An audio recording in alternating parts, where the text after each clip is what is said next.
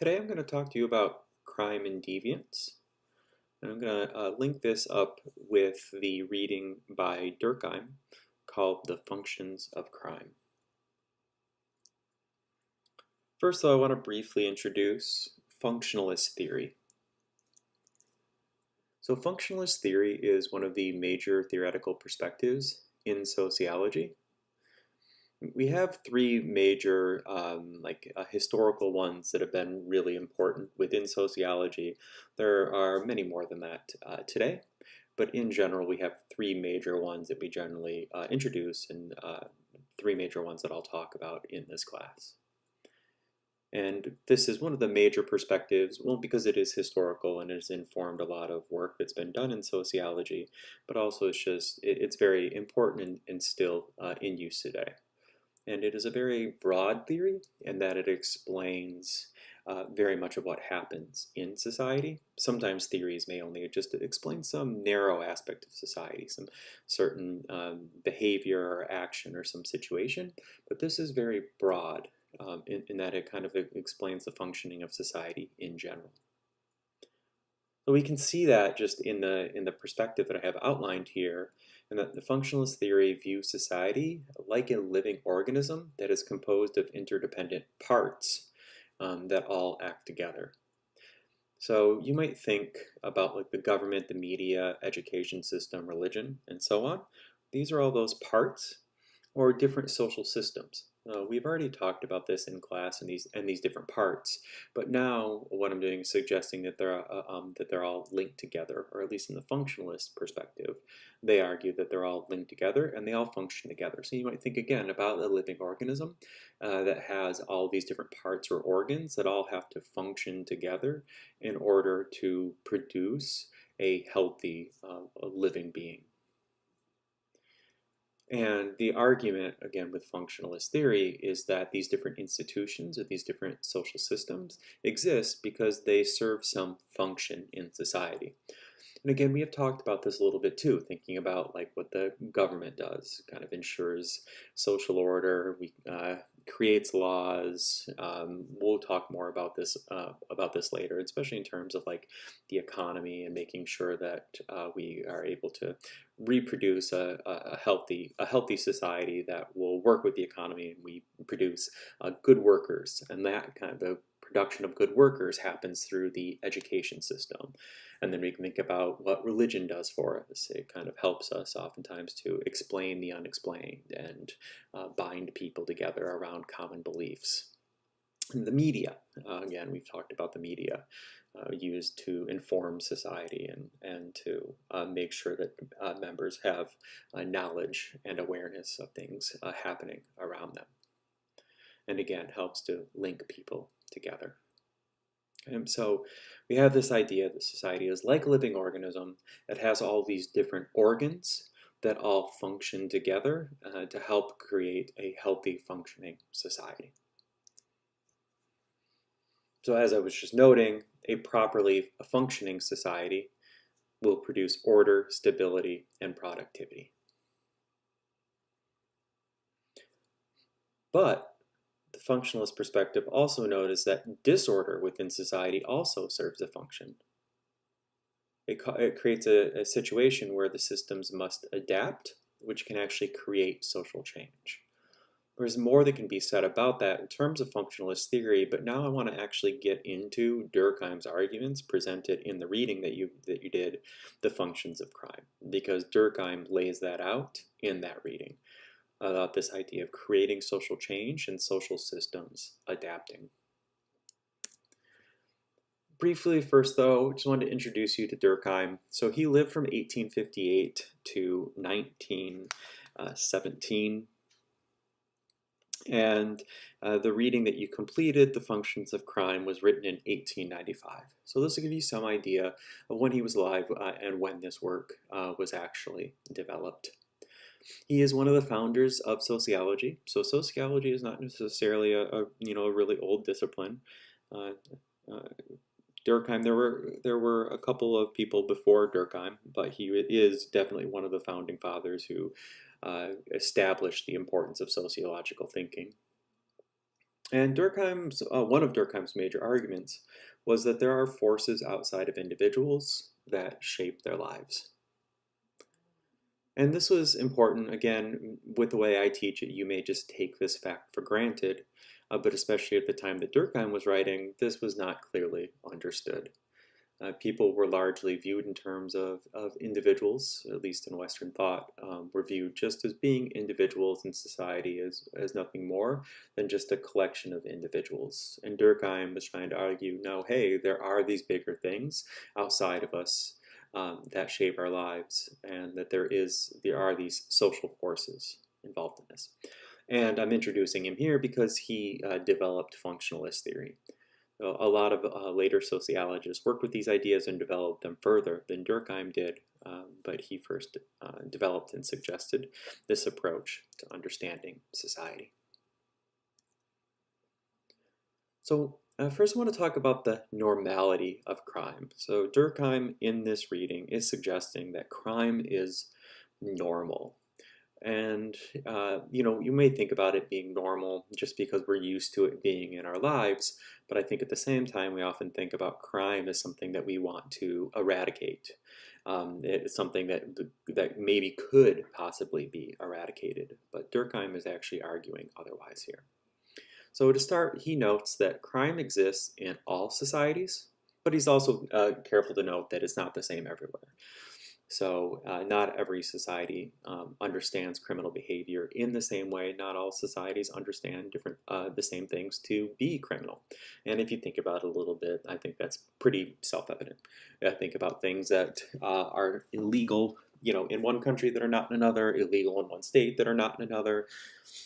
So we see a lot of variation across society about what is considered crime.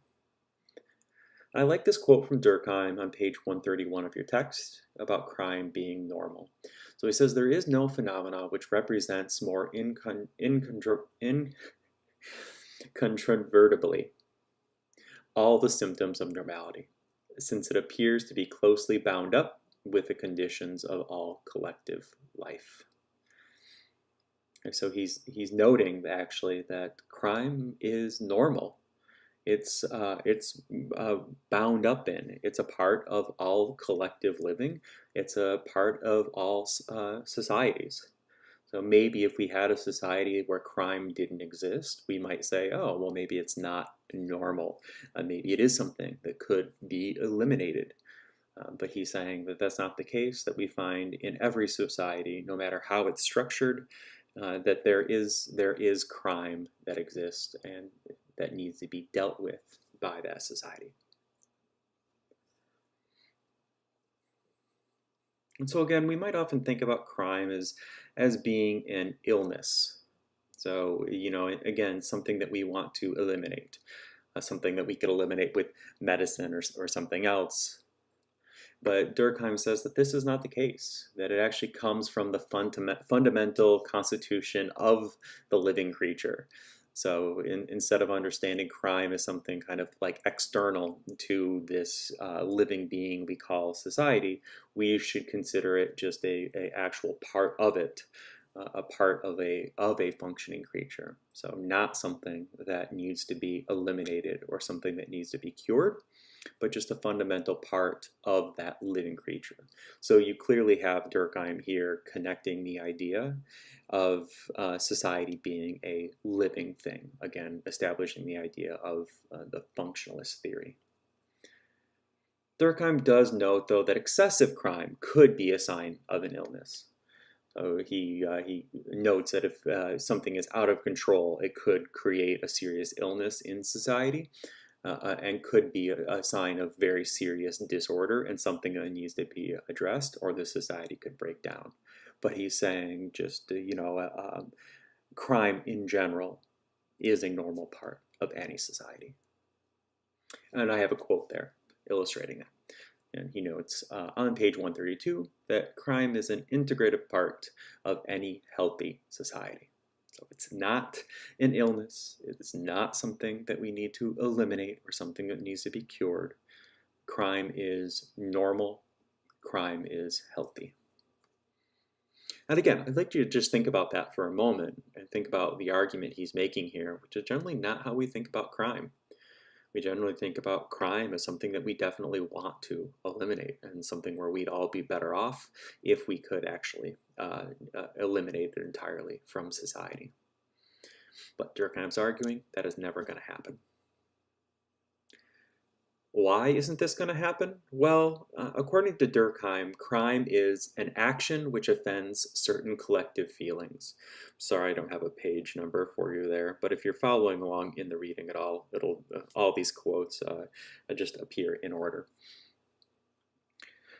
So what Durkheim is noting here is that even if we could eliminate this offense to certain collective feelings, something else would take its place. So you want to think about this in terms of the things that we normally consider crimes. It could be something like drug use. And especially, a relevant example, something that we see change with now is marijuana. And so we can think about smoking marijuana as being a criminal offense and something that had legal penalties if you were caught participating in it in certain ways. And of course, that varies by a lot of different things like race and all other kinds of aspects. But in general, for a very long time, across the United States at least, using marijuana was illegal and could be punishable with some sort of legal action. So in that case, crime was something that kind of offended the collective society. It went against, it violated some norm or some rule or some belief that a large number of people had about it. So Durkheim is then noting that even if we were to eliminate this offense, to this crime, there's always going to be something else that still offends people, no matter what you do. So we can always and we see marijuana, our ideas about marijuana changing, and in general, we can argue that society takes far less offense to it today than it did in the past. But we still have other things that are considered crimes, and there will be new behaviors and new things that develop that we consider crimes.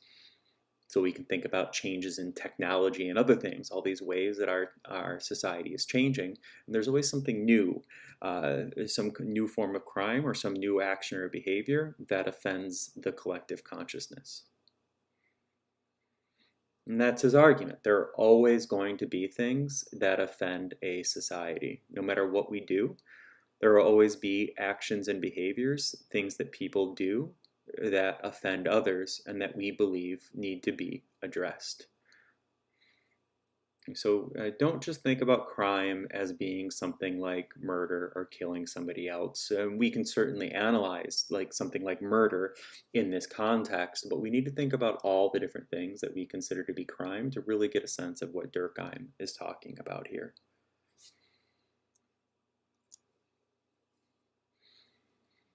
So how is crime inevitable, though? Well, Durkheim is arguing that it is impossible for everyone in society to be the same. It's impossible for everybody to feel the same way. We're always going to have our individuality, and as a result, we're always going to behave in ways that others don't agree with, and we're going to do things that other people don't like. And as long as there are groups of people doing things that other groups of people don't like, we're always going to think about something as being criminal. And again, we could go through today and try to eliminate any offense to anything that is happening today, anything that we consider a crime today, but there would be something new.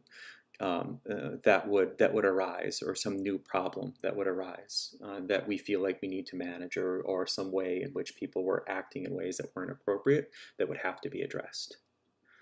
Again, Durkheim just attributes this to that diversity of consciousness.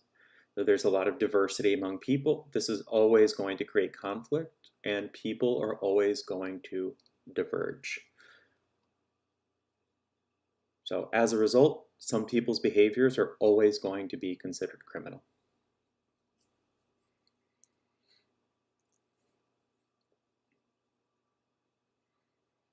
Durkheim is arguing, though, that crime is actually necessary. It's not just normal, it's actually necessary as well.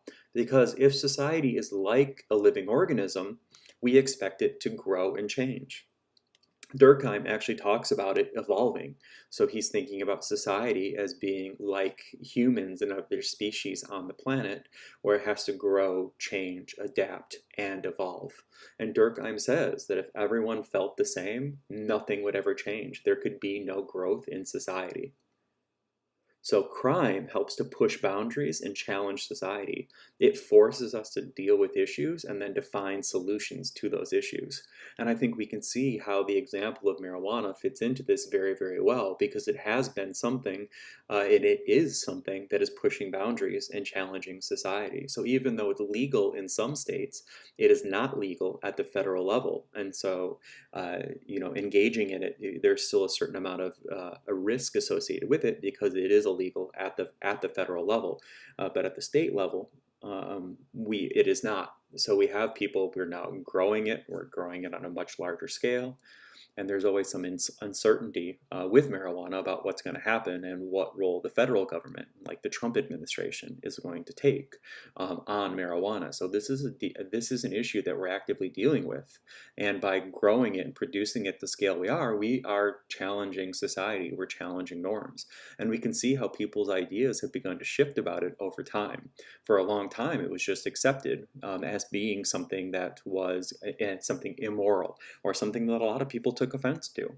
And as more people engaged in it, as more people smoked marijuana, and it became more commonplace and more normal, we began to develop different understandings of it. Whereas before, marijuana was largely understood as being like a gateway drug and something that was going to lead children and youth into, or more youth, probably not children as much, but it was going to lead our youth into a path of harder drugs and, a lot of the later problems in their life. Today, it is not understood in the same way. We now kind of largely view it in terms of like alcohol or something else, something that we engage in to have fun, something that's recreational. So we can see that use of it and people pushing the boundaries by engaging in criminal behavior has begun to redefine what marijuana is and what it means in society. And as a result, our laws have begun to change. So we can see that society is evolving. But we can think about this happening with a lot of different things as well. I mean, if you think about the use of technology and things that happen over technology now, there have been all kinds of new issues that have come up. Cyberbullying and all kinds of other issues with like even sexting and all these other things, where we've had to find new laws and develop new solutions to problems that have been developed. And these things, 100 years ago, 50 years ago even, weren't issues that we had to deal with, weren't anything that we had to think about. But as society has changed and as technology has changed, we can see that there are new problems introduced that we have to learn to deal with and adapt to. And so this is how Durkheim wants us to think about crime. He wants us to think about it as something that is normal and necessary. And that's the conclusion here, that crime actually serves a function in society. It is perfectly normal, and in fact, it is necessary for society to progress, for society to evolve. And we'll build on some of these ideas later on, but this is a very important understanding of crime, and a way to understand a lot of other, the way that we talk about deviant behavior in this class. And we will talk more about that in class.